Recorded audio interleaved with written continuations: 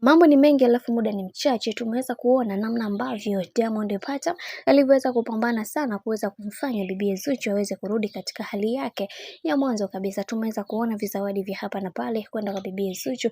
Lengo ni kumfanya aweze kurudisha thamani yake ambayo aliweza kupotea kwa muda mrefu. Hivyo yote tunaendelea kumwombea bibi Zuchu akawe mtu muhimu kwenye familia ya bwana mkubwa Diamond Platnumz. Haijalishi watu wamekuwa wakimzungumzia vipi, haijalishi kuna vitu gani ambavyo vimekuwa vikiendelea katika maisha yake, lakini tunachokijua ni kitu kimoja, kwamba Zuchu ni moja kati ya mwanamke ambaye anajielewa na anajitambua, na mara zote anatamani sana kuweza kuona maisha yake yakiwa yamenyooka na sio vile ambavyo watu wengine wanataka wao. Na tumeweza kuona hata Diamond Platnumz aliweza kuliongelea hili akisema kutoka moyoni kabisa, huweza kuchukua nafasi hii ya kuweza kuwapa fursa watu wengine kuweza kumtambua mke wangu kwa vile ambavyo wao wanajua, ila ninachokielewa na kukitambua ni kwamba mimi nina nafasi kubwa sana katika maisha yake na nitamfanya aweze kuenjoy katika kila hatua ya maisha ambayo anayopiga, na hicho ndio kitu cha msingi.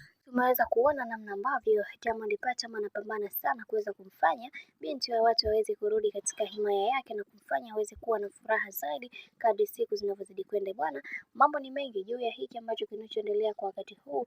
Mimi naomba nikukumbusha kwamba Diamond Platnumz atapambana sana kwenye hili ili mradi aweze kufikia malengo ambayo aliweza kujiwekea katika maisha yake, kwa sababu kuna mengi ambayo yeye kama yeye anayaelewa, na kuna vingi ambavyo anatamani sana kuweza kuviona kwa bibi Zuchu vikipiga hatua kubwa, maana kuna mengi ambayo yapo na kila mtu anatamani sana kuweza kuiona hiyo fursa kwa mara nyingine tena. Bwana, mambo ni mengi alafu muda ni mchache. Mimi naomba nikukumbushe kitu kimoja, kama ndo mara yako kwanza, basi usisahau kusubscribe, kulike, kushare pamoja na kucomment, kwani ukifanya hivyo utakuwa umejiweka katika nafasi nzuri ya wewe kuweza kuenjoy na kufurahi pia.